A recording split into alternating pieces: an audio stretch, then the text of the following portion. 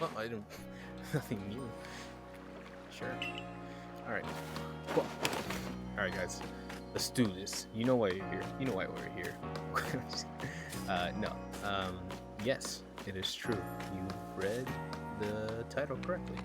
Today, um, was the first screenings for Morbius, Jared Leto's introduction into the MCU, not Sony's cinematic universe. Because again, they're doing their own thing now that they've wrapped up story plots for the MCU. They're going to be doing their own thing over in Sony Productions. And what they've done is, in order to set up the stage for the environment that Tom Holland's Spider-Man will be working in, or at this point, hey, they can even bring back the good old Garfield kid to come through. But yeah, basically, they're setting up they're setting up the Spider Universe in the Sony property. So yeah, so what we got this time around is an introduction to that universe.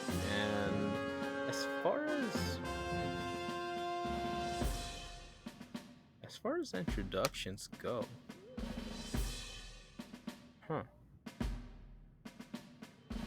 they did a good job of implying a lot of things. Like they throw references to Venom at one point, where they're like, "Oh, San Francisco cases." It reminds me of San Francisco, particular pinata.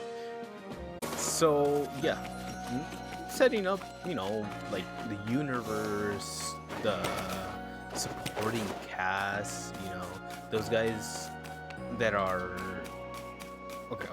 I'm gonna do my best not to spoil much things. I really don't think I'm gonna spoil anything, but I'll be dropping characters and motivations, quote unquote.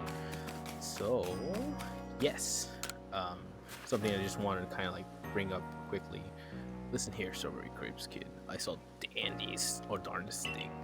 I was scurrying the hardwood for crops could grow in fields here when I saw it. This Pokemon called Cherim changed its appearance right before my eyes. It was an evening. The light was getting dim. All of a sudden, Cherim's petal closed right up, so it looked like nothing but a little flower bud. Wow, I thought. I just witnessed the miracle of evolution. Oh, that's the version. Speaking of evolution, we'll get there. But the next morning, when I went to check in on Cheryl, I was right back to full bloom. It wouldn't bloom just to close back up. Is that how evolution worked? Or was the change I saw something different? When you finish Cheryl's Pokemon and Pokédex entry, let me have a look, would you? Right? To bloom or not to bloom? There are many questions. Right. Supporting cast was the FBI or like CIA or whatever you want to call them. Like the people in it's a team, good cop, bad cop. They're investigating these supernatural / superheroic occurrences, and yeah, they're just normal dudes trying to figure this out. So characters like those, I do believe we haven't seen the last of them. And yeah, so just kind of keeping in mind that this is Sony's revamp to get back in the Spider-Man game. So with that in mind, Morbius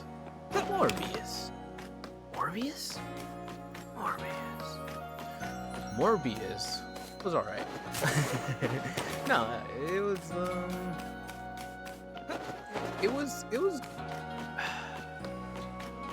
Hmm. It was good. Bare minimum, it was good. It was an entertaining 2 hours. Started at 7:30. We got out like at 9ish. So that was like an hour and a half-ish. An hour 45. Say 2 hours max. Yeah, fairly well placed actually. I think they did a pretty good job of starting the story with a character and just really kind of like giving you quick backstory, jumping into present day, and giving him a thematic reason to do certain things. It's fairly cookie cutter to an extent, but it did the job. I mean, I say it's good, not great, because I don't think you're gonna see anything amazing or brand spanking new. But it's nice to experience it once in a while, right? Like you can get to know a character and just see what goes from there.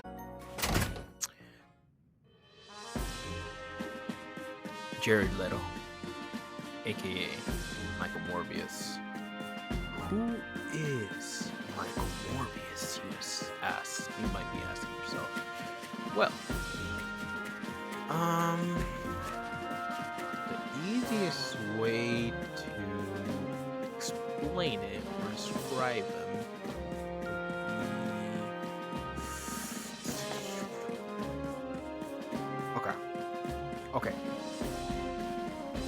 Okay. If you just saw Patterson do Batman, you know he's got like a very like no joke, straight up, no funny business attitude, right? He's just straight up like I'm trying to think of Batman like I can't think of Batman like that's how intense that movie is. Is it true? That's about it. Yeah, so very brooding, dark, serious character for Batman, right? So now take that, give him a little bit of dark. No, they didn't really do dark humor on his end. Give him a little bit of a more humorous character, right? He's the type of person who will say a joke or be sarcastic. There you go.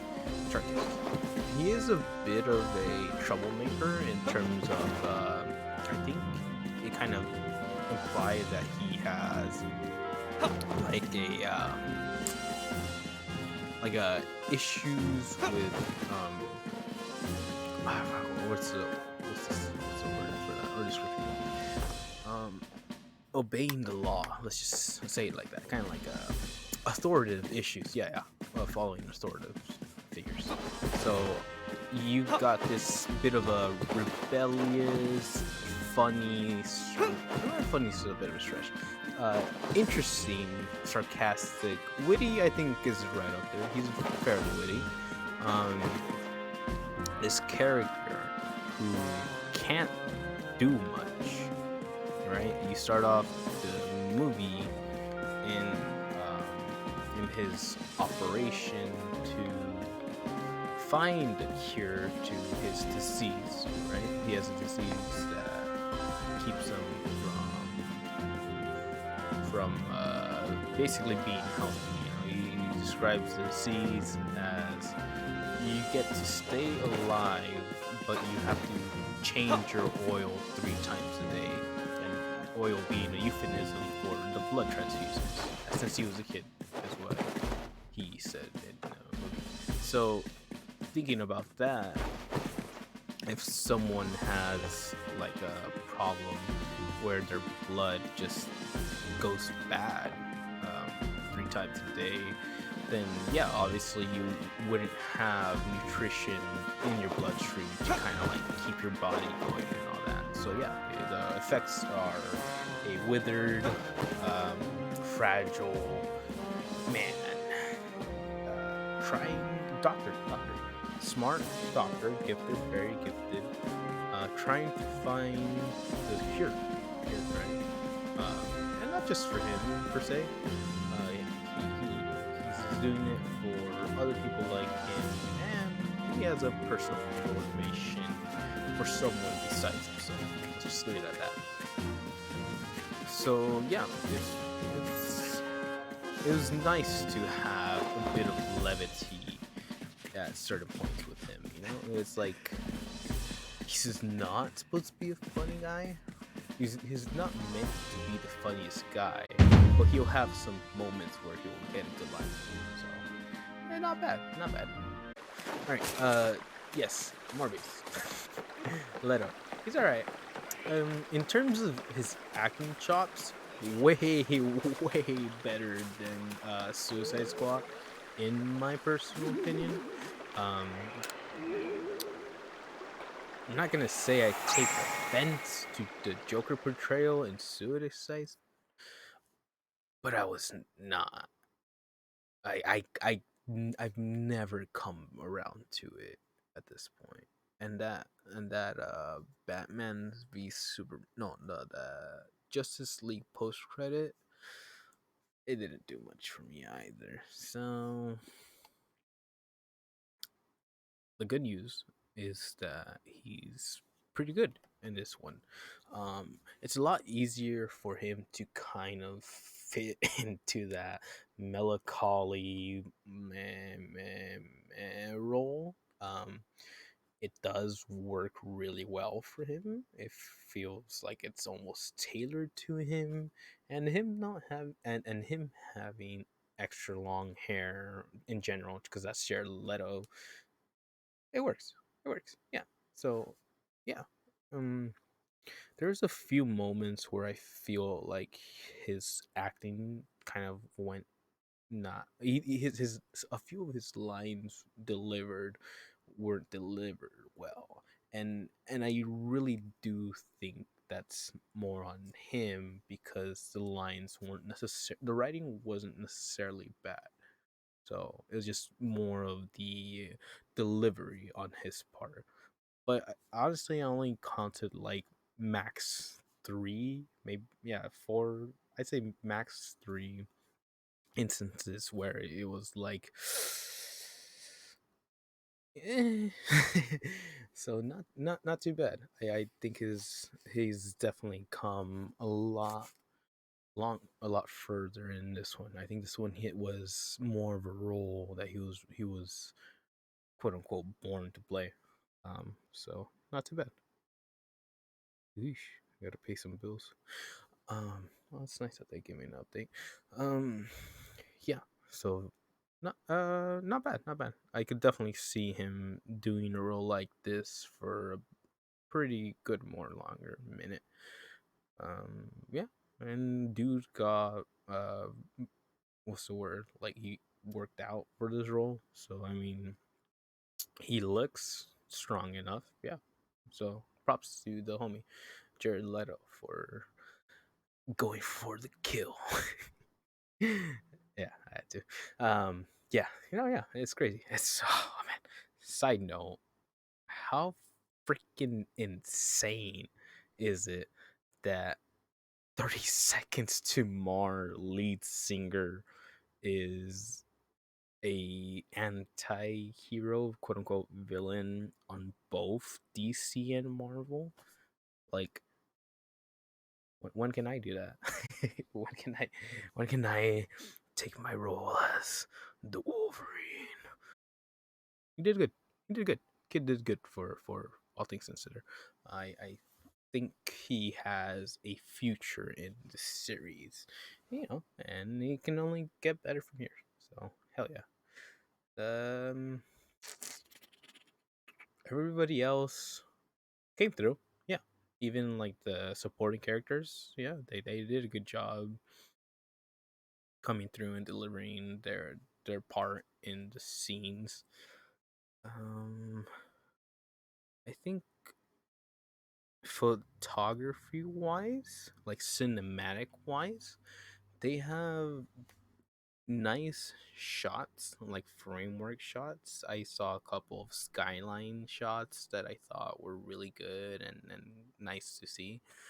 Um, the visual effects are pretty good. Shout out to the face scenes when his face contorts and becomes vampire-y. They did a good job. Yeah, it did.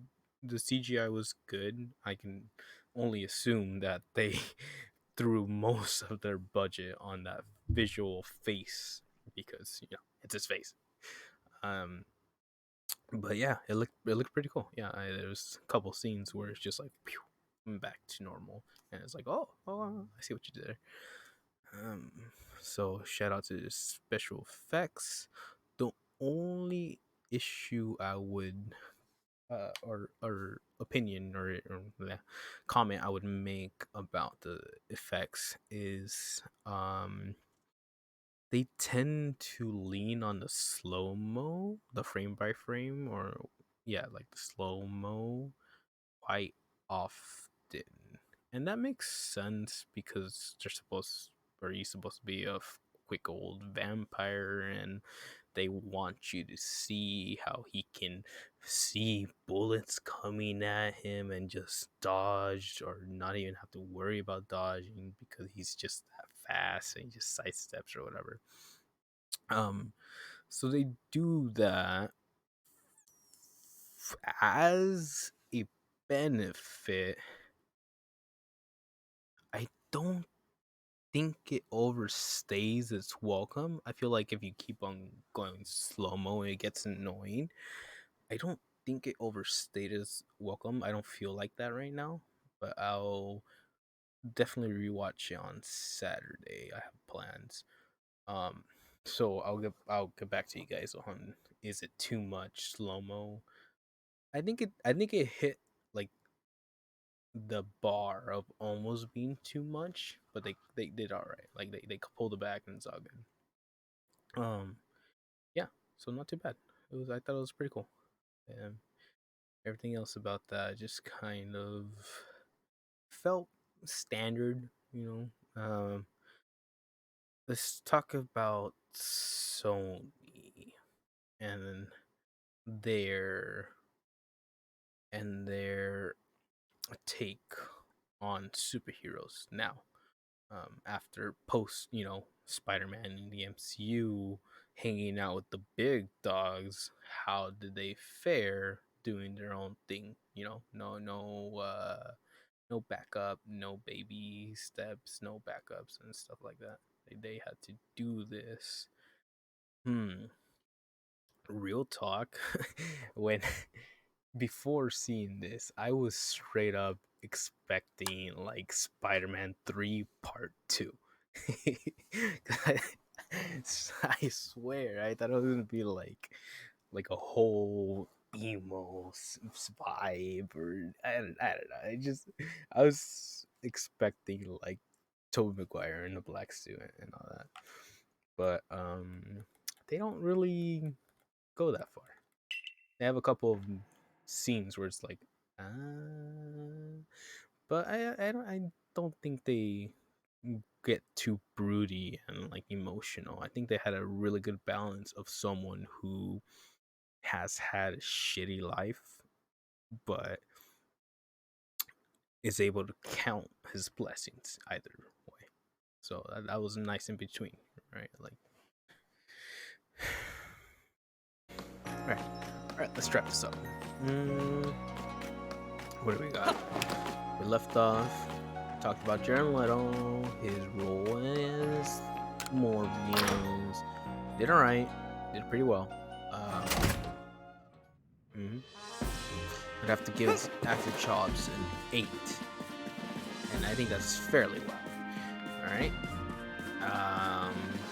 Supporting characters were cool. A couple of interesting moments.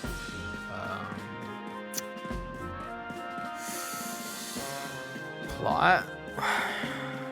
The plot was good.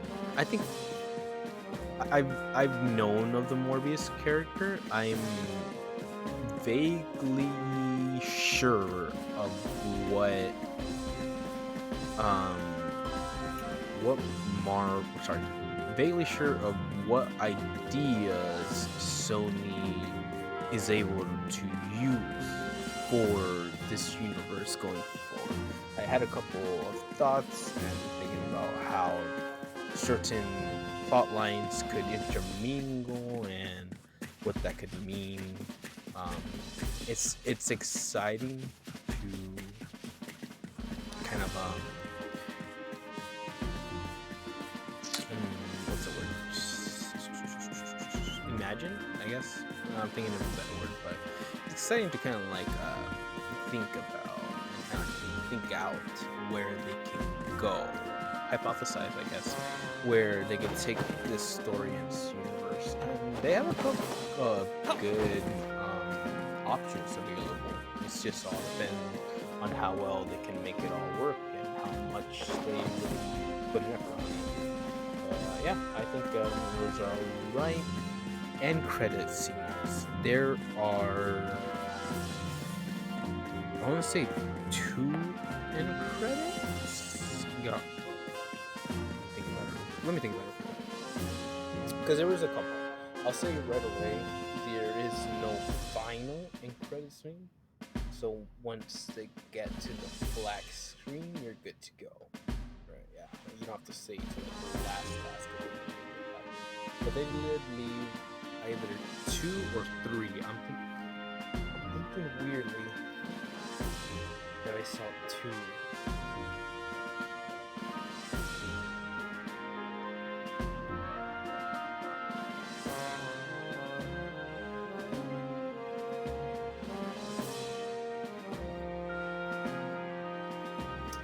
Yeah, I can't remember.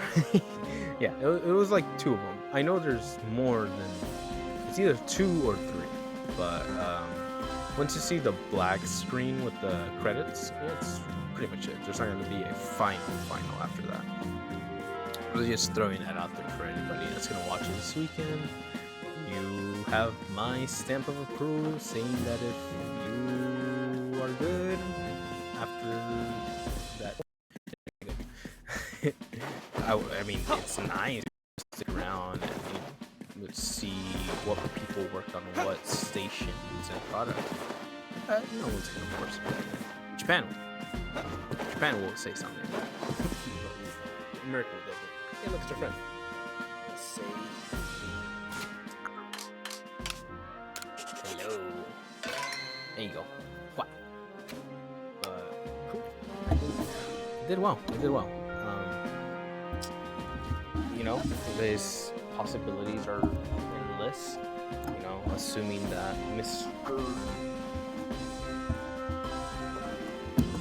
Mr. Holland will be reprising his role as the Spooderman.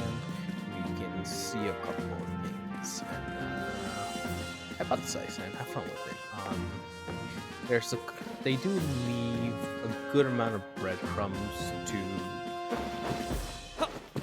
to hype up, I guess, to like give you like, ooh, but wait, there's this now, so this. So that's kind of what they leave it at. But there's many ways to go about it. As far as a sequel to Morbius, there will be one. There will definitely be one. I'll say that. When it will happen, I think, if I had to put a finger on timelines, I would assume Spider-Man's Spider-Verse is happening soonish. I feel like they would do a Spider-Man live action before Venom 3.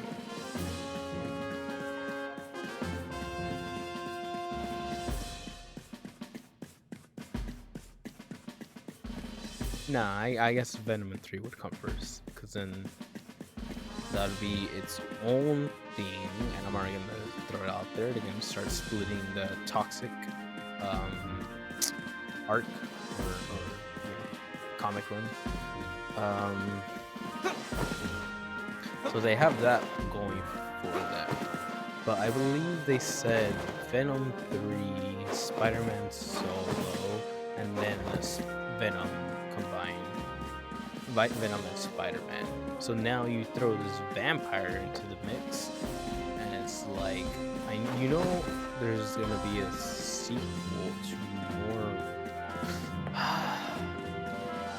guess that's where it gets hard, because Morbius isn't really like a hero character. He's like fairly OP, and he develops certain abilities in comics. So I don't know if they're gonna go that far with him in the movies, because then that would kind of complicate things and make him Deus Ex Machina character. So yeah, but it's okay. The ending final fight, like the climactic conflict being resolved.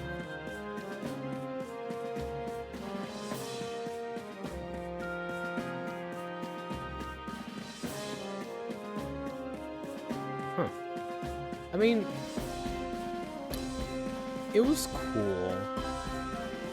It was cool in the idea that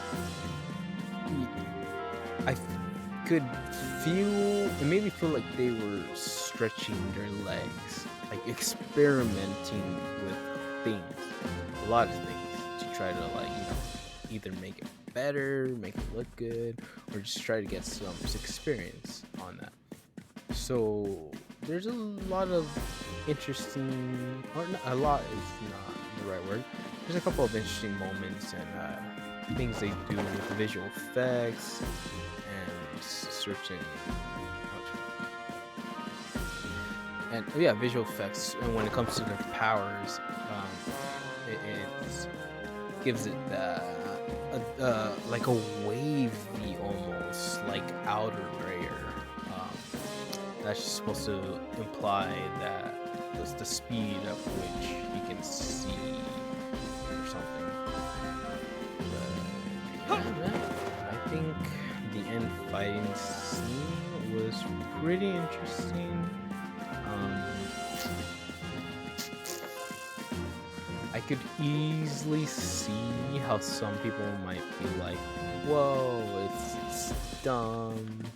Like, the final blow was kind of like dumb or anticlimactic, even one might say. But personally, I think they did a pretty cool job of bringing. It wasn't the flashiest finisher, right? Like, oh, he's badass because he just did all this flashy technique. But I think it went well to kind of wrap up his character arc. So I think I understand if they did that for a reason. I could see people having an issue with it. I know my gut reaction was to be like, really? That's it? Or that's how it's gonna go down? But in retro, or thinking about it, like seconds after, I was just like, that makes sense. That makes sense. Like, it's all good. Like, OP. You gotta use your most powerful weapon, your brain. Yeah. So very cool. I give Morbius 8 out of 10. A 4 out of 5. So take a smile, take a picture, take a gander, and take a look. Wow. There you go. Yeah. 4 out of 5 ain't bad. 4 out of 5 ain't bad. It's a great movie. It's a good movie. It's a fun-ish movie. I think a lot of people coming in here are not gonna know what a Morbius is. So the idea of being like, there's a vampire out there, it's good. They did interesting to see a vampire movie in 2022. They did a a pretty good job of like suspense and like making it feel like a horror movie at certain points, actually. So that's pretty cool. That's pretty cool that they went there with that. Yeah, it's cool, man. I think if you're, I can't really say a Spider-Man fan because it's not the same vibes. Yeah, yeah. So I guess I'll say if you really enjoy the Venom films, it's more of that, right? It's more of that quality, that Jinsei Qua on their end. You got that, but again, like I feel like they're making their way to like learn and get better with each run. So good on you, Sonya. I appreciate a person that strives for success in failures during failures, in while surrounded by failure. Yeah. So that's more or less my opinions of it. Yeah, Jorah Little came through. He did alright for Vampire Morbius. Big fan of the long hair. I think it really worked for the movie and for the character. And yeah, I could see that. I see that work out. And see kind of how they're forming their cinematic universe and where they can maybe take things in the future. The future's so far away. We won't know until then. So until then, yeah. I'm gonna finish that. But yeah, I think it was pretty cool. If you have the time to go watch it this weekend, I'm not gonna say I would recommend it. I would just say that if you had plans to check it out, go find like a cheap ticket somewhere and just have a weekend. Yeah, spend the weekend on it. That'd be a good time. Yeah, I think I would recommend it, something like that. It's gonna be a hard sell to most comic book fans though, because this isn't a hero film. He's not out there to like be the very best and like suddenly his powers give him an epiphany to be the superhero that the world needs. Nah, he's just there because he has to be there. So take that into account. Take it with a grain of salt, and hopefully you guys can enjoy this film on the weekend if you have a chance. And you guys let me know what you think. Yeah, definitely come swing by anytime and throw up on the chat. Be like, yo, man, this 32nd to Mars kid. Can we trust him? Can we trust him? I don't have that girl right now. That's weird. I wanted her to do Pattinson's so bad. Or Logan. Listen, Bob. Listen, Bob. I'm the best at what I do. And what I do isn't pretty. Yeah, that's what he says, right? That's what I do. What I do ain't pretty. What I do ain't pretty. Isn't pretty. It's funny. Logan's so cool, dude. Wolverine's my favorite character. Short and hairy, like yours truly. Yeah. So it's come to Ursula as well. This is your saving Pokemon, are not noble skin friends.